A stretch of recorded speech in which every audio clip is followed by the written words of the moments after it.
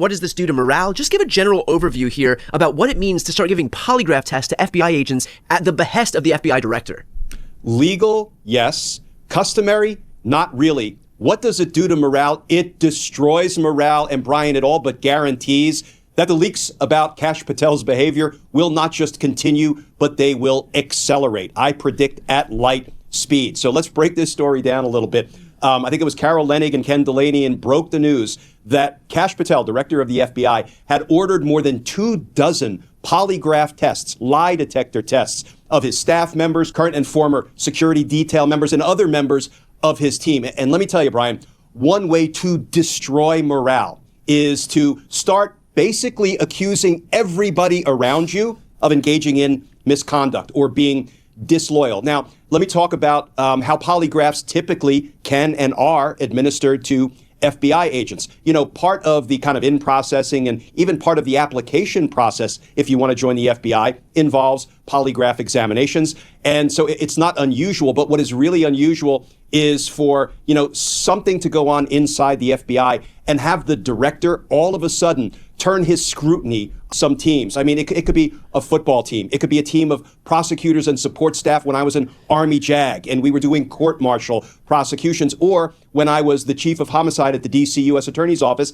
I had a team of 30 homicide prosecutors and paralegals and legal assistants, big teams. And the one thing you want to do is try to project that you trust them, that you support them, that you have their back. Now, if you suspect some wrongdoing or perhaps some deficient performance, you go behind closed doors and, you know, you thoughtfully address those matters. But to all of a sudden say, I'm ordering more than 24 polygraph examinations, lie detector tests of everybody around me. And frankly, Brian, it will end up turning FBI personnel against Kash Patel. There was an interesting update to the Atlantic story that first broke some news about, you know, Kash Patel's, let's just call it inappropriate leadership as the FBI director. And then remember, Kash Patel sued the Atlantic for defamation, I think to the tune of $250 million, because I guess that's what his reputation is worth in his mind. There was some follow-up reporting that after Kash Patel filed that suit, all of a sudden there were more sources from within the FBI coming forward and providing additional information about Kash Patel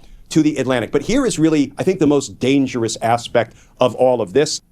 Patel has walled himself off from some senior bureau FBI leaders this week after multiple media reports raised red flags about his leadership. And Patel has also avoided meeting this week with some key operational leaders at the FBI. So now you have an FBI director who is perhaps isolating himself from important leadership meetings where, you know, you would want the FBI director, at least if he were competent and concerned about the safety of the American people, to be on top of things, you know, that are being discussed by his leadership team when it comes to, for example, ongoing criminal investigations, national security matters. But it sounds like, based on this reporting, you know, he may be so paranoid that he is walling himself off. At least that is what's being reported. So, you know, this is kind of a lose, lose, lose, right? It's a lose for Kash Patel. It's a lose for the American people. It's a lose on the national security front. But let's hope that this may ultimately prompt some of the changes at the FBI that I think can only make matters better.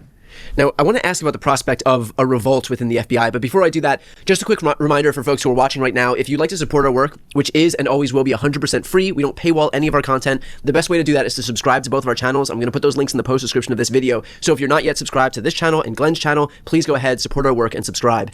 Now, Glenn, you kind of alluded to this idea of a revolt within the FBI, but does the fact that this reporting exists, which means that somebody in the FBI or multiple people within the FBI are actually leaking this very information to news sources, does that suggest that this is actually backfiring, that there is some evidence of a revolt within the FBI, because otherwise we just wouldn't know about it?